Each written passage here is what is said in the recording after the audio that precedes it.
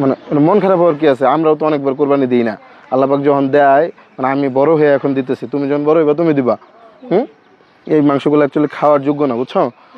তোমার নাম কি? জাহিদ হাসান। ইমতিয়াজ, কি করা যায়?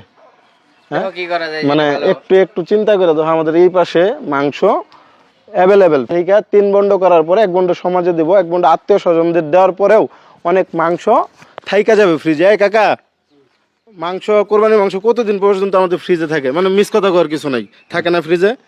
অনেক দিন থাকে না?